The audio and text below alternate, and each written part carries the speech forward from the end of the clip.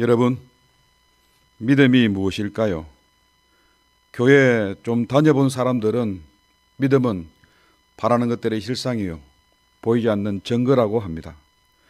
우리는 믿음을 신학화 내지 철학화, 사변적인 것으로 정의하려 하기 때문에 실천이 잘 되지 않습니다. 도대체 믿음이 뭘까? 믿음은 전적 의존, 전적 신뢰, 전적 투사하는 것입니다. 어린아이를 안아보면 아이가 목을 감고 꼭 안깁니다. 왜 그럴까? 못 믿어서 안 떨어지려고 자기 방어하는 것입니다. 그러나 갓난 아이를 안아보면 완전히 무방비 상태로 공중에 붕 떠 있어도 그렇게 편안해할 수 없습니다. 자기 힘으로, 자기 의지로 안 떨어지려고 애쓰거나 힘쓰지 않습니다. 완전히 다 맡기고 평안하게 방긋방긋 웃고 있는 것입니다. 엄마의 옷자락인 희로락이 하나 안 잡았지만 그렇게 평안해하고 그렇게 안정될 수 없는 것입니다. 전적 의존, 전적 신뢰하는 이 모습이 믿음입니다. 그래서 성경은 어린아이와 같지 않으면 결단코 천국에 들어갈 수 없다 하는 것입니다. 여러분, 수영을 못하는 이유는 물을 믿지 않기 때문에 수영을 못하는 것입니다. 빠질 수 있다는, 죽을 수 있다는 두려움 때문에 안 죽으려고 어떻게 해서든지 살아보겠다고 힘쓴다고 발버둥치고 허우적대다가 물에 빠지고 마는 것입니다. 완전히 물을 믿지 못하고 물에 몸을 맡기지 못하니까 수영을 못하는 것입니다. 물에 완전히 몸을 맡기고 그냥 물에 편안히 누워 있으면 물에 둥둥 뜹니다. 절대 가라앉지 않습니다. 자기 힘으로 살아보겠다고 몸에 힘을 넣는 순간에 가라앉아 버리고 마는 것입니다. 자전거를 못하는 이유도 똑같습니다. 자전거를 믿지 못하니까 자전거를 못하는 것입니다. 자전거가 움직이는 대로 몸을 맡기면 절대로 넘어지지 않습니다. 넘어지지 않으려고 자전거가 가는 반대 방향에 자신의 몸의 중심을 두니까 곧바로 넘어지고 마는 것입니다. 믿음은 전적 의존하는 것, 다 완전히 맡기는 것입니다. 믿음을 분류해보면 세 가지 종류로 분류할 수 있습니다. 첫째는 그리하시면, 만일 이렇게 해주신다면 저도 이렇게 하겠습니다 라고 하는 조건부, 유아기적 믿음인 것입니다. 창세기 28장에 보면 야곱이 꿈의 사닥다리를 보고 이렇게 고백합니다. 야곱이 선하여 이르되 하나님이 나와 함께 계셔서 내가 가는 이 길에서 나를 지키시고 먹을 떡과 입을 옷을 주시어 내가 평안히 아버지 집으로 돌아오게 하시면 하나님께서 나의 하나님이 되실 것이요 내가 기둥으로 세운 이 돌이 하나님의 집이 될 것이요 하나님께서 내게 주신 모든 것에서 10분의 1을 반드시 하나님께 드리겠나이다. 아주 초보적인 믿음의 고백인 것입니다. 안 보호해 주시고 의식주를 안 해결해 주시고 안전하게 지키지 않으시고 고향으로 돌아오지 못하게 한다면 11조를 안 드리고 하나님 전도 안 세우겠다는, 그리고 평생 하나님 믿지 않겠다는 조건이 내포되어져 있는 것으로 이것은 믿음이라기보다는 일종의 거래에 불과한 것입니다. 아주 초보적인 믿음이라 할 수 있겠습니다. 두 번째는 그리하실 줄로 믿는다는 신앙입니다. 하나님 앞에서 꼭 그렇게 될 것이라는 믿음, 추호도 의심하지 않는 신앙적 태도를 말하는 것입니다. 여호수아 3장에 보면 이스라엘 백성들이 요단강을 건너는 이야기가 나옵니다. 이스라엘 백성들은 하나님의 명령에 따라서 언약궤를 맨 제사장들의 뒤를 따라서 요단 강물에 들어갔습니다. 이때는 우기라 요단에 물이 차고 넘치는 때인데 백성들이 우리 조상들이 바다를 건너온 줄로 믿고 이번에도 우리 조상의 하나님께서 우리를 안전하게 건너게 해주실 것이라는 확신을 가지고 의심없이 기대 충만해서 나아간 것인데 이것은 목표가 어긋나거나 결과가 기대에 부응하지 않으면 시험에 들 수 있는 위험한 믿음일 수 있습니다. 경험적 지식만 중요하는 믿음은 아주 위험한 것입니다. 이단의 특성은 한 번의 엑스타시적인 이 경험이 맹목적인 신앙이 되어버리는 그런 경우가 많은 것입니다. 셋째로 그리 아니하실지라도 라고 하는 믿음입니다. 하나님 앞에서 비록 내가 원하는 바 그 뜻이 이루어지지 않게 되더라도 끝까지 하나님을 믿겠다는 신앙 태도인 것입니다. 초보적인 신앙을 넘어서 기대 충만 신앙을 넘어서 반대의 상황이 발생했음에도 불구하고 여전히 믿겠다고 하는 아무런 조건과 아무런 기대가 없는 전혀 차원이 다른 그런 수준의 믿음인 것입니다. 밭에 소출이 없고 포도원에 열매가 없어도 외양간에 소가 없고 기도해도 응답이 없고 오히려 악인이 득세하고 악한 사람들이 더 잘 되어가는 기가 막힌 그런 상황임에도 불구하고 나는 여호와로 말미암아 즐거워하고 나의 구원의 하나님으로 말미암아 기뻐하리로다. 아우슈비츠 죽음의 독가스실 앞에서 하늘을 두루마리 삼고 바다를 먹물 삼아도 그 크신 하나님의 사랑 다 기록할 수 없겠네. 이 글을 남긴 이 믿음, 내가 처한 상황의 증거들이 하나님이 없는 것 같이 황망하고 모두가 정당이 없다 해도 나는 여전히 하나님을 믿겠다고 하는 믿음인 것입니다.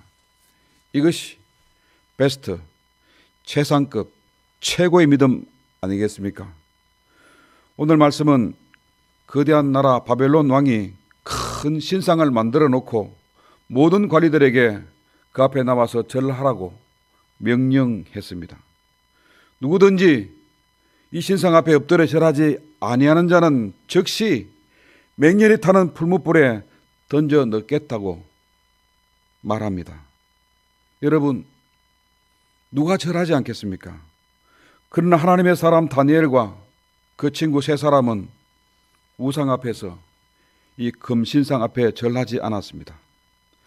하나님 섬기는 양심으로 어떻게 우상을 섬기며 어떻게 절을 하고 그 앞에 몸을 굽힐 수 있겠느냐 하는 것입니다.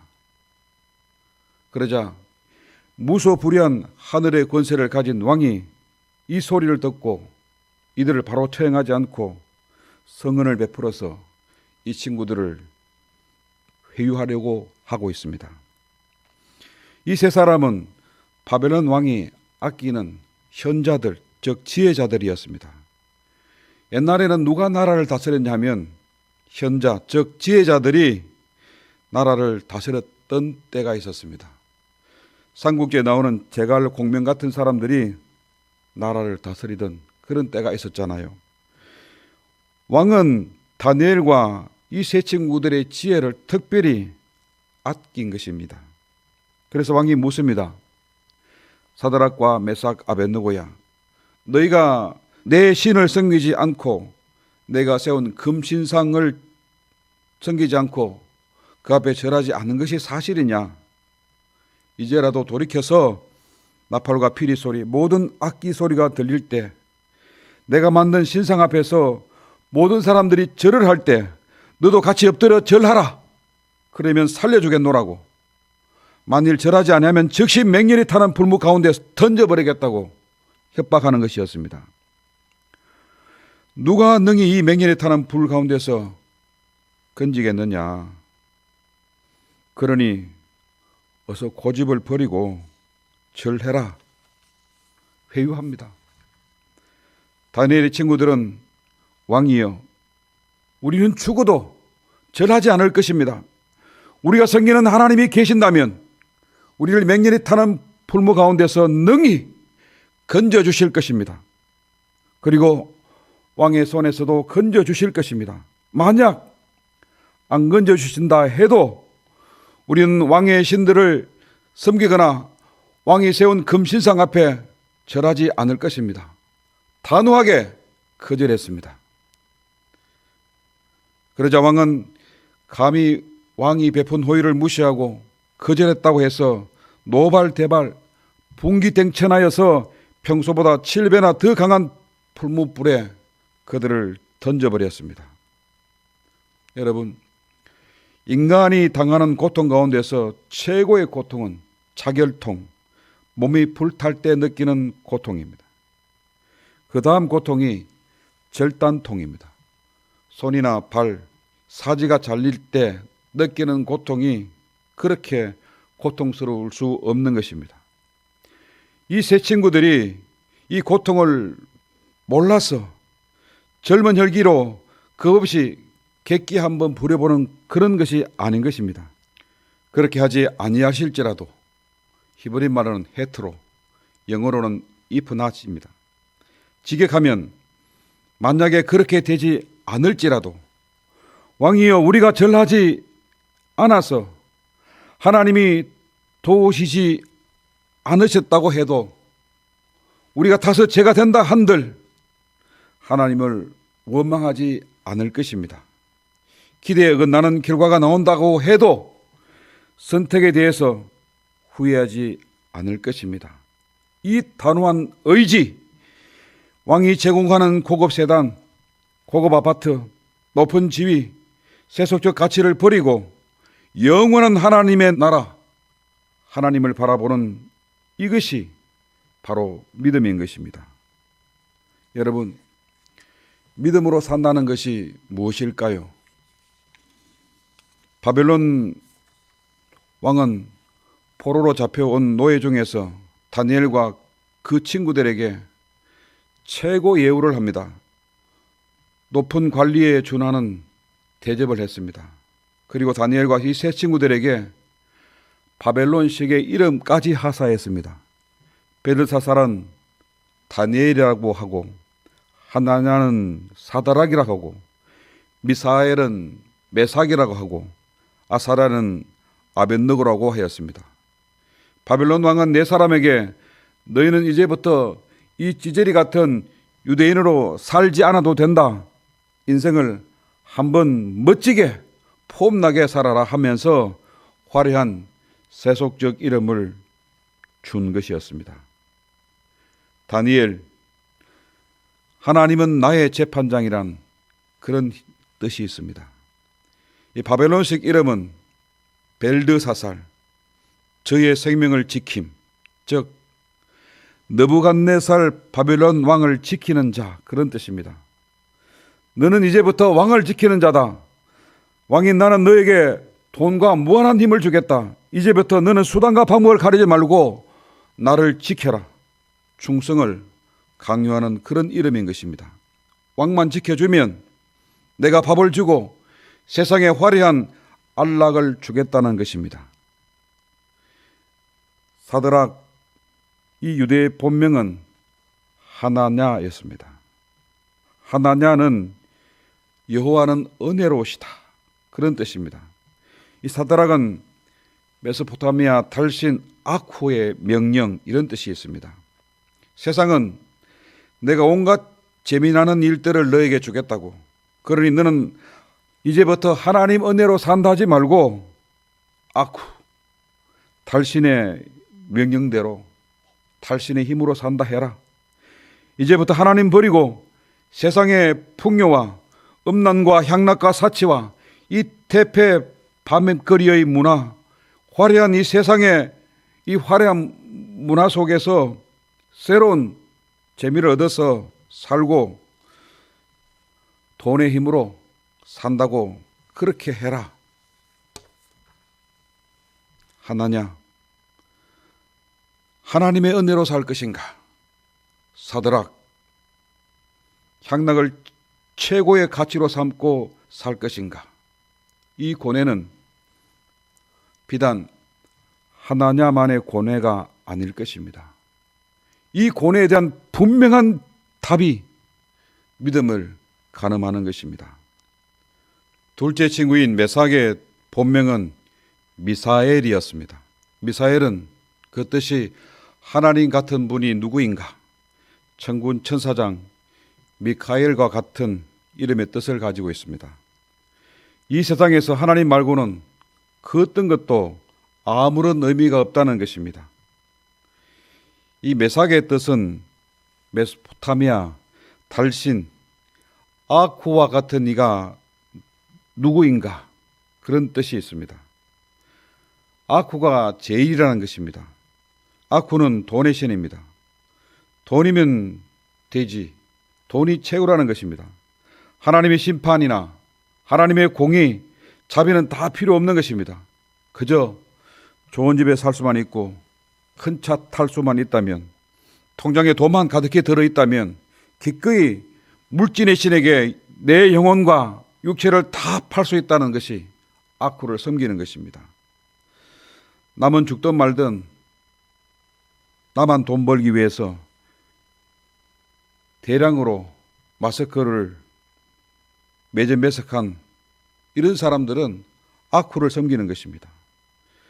마스크 값이 하루하루 올라감에도 불구하고 평소 가격으로 다 팔고, 정작 자신이 쓸 마스크가 없어서 사용한 마스크에 에탄올을 뿌려가면서 재사용하고 또 비싼 가격으로 다시 사 들어와야 하는 이런 사람들은 하나님 앞에서 호람되어 정신으로 미사엘의 이름으로 살아가는 것입니다.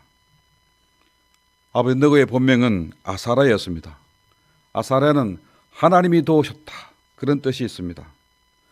하나님 말고는 우리에게 그 어떤 것도 도움이 되지 않는다, 그런 고백입니다. 하나님은 과거로부터 현재까지 우리를 도우고 계시는 그런 분임을 고백하는 것입니다. 그래서 나는 하나님을 절대로 배반할 수 없고 아벳느고로 살 수 없다는 것입니다. 여러분, 아벳느고의 뜻이 무엇입니까? 바벨론 우상의 신인 느고의 종, 이런 뜻이 아벳느고의 이름의 뜻입니다. 아벳느고는 권력과 힘의 신입니다. 너는 느고로 제일로 여기고 너는 느고의 종으로 살아야 한다.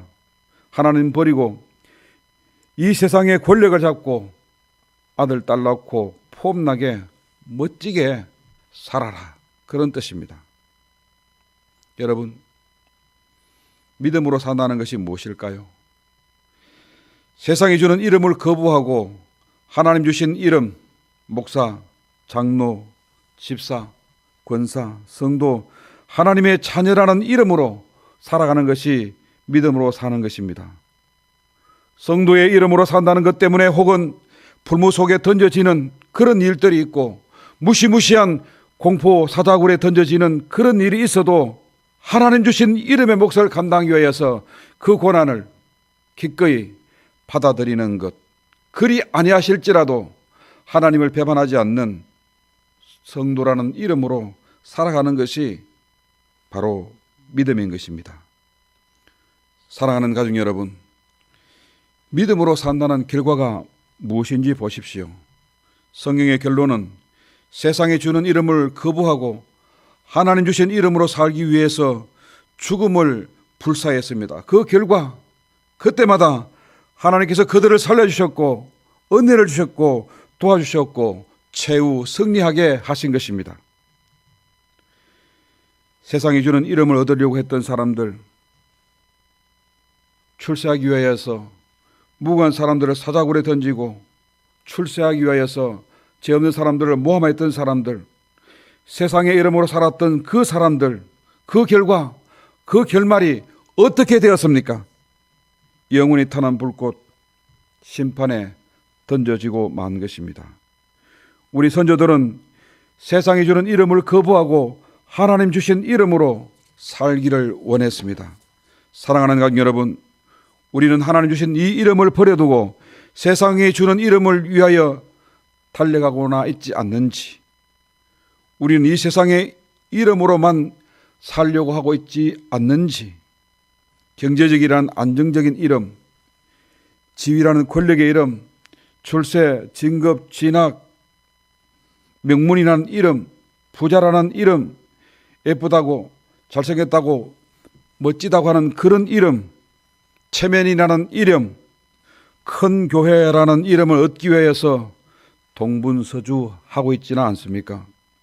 세속적 이름, 세속적 가치, 세상이 주는 이름을 거부하고 하나님 주신 이름에 우리는 충실해야 할 때인 것입니다. 솔라그라치아. 오직 은혜로 산다는 이 믿음이 바벨론의 풍요의 신 앞에 무릎을 꿇지 않게 한 이 믿음의 고백이 절실히 요구되어지는 그런 때인 것입니다.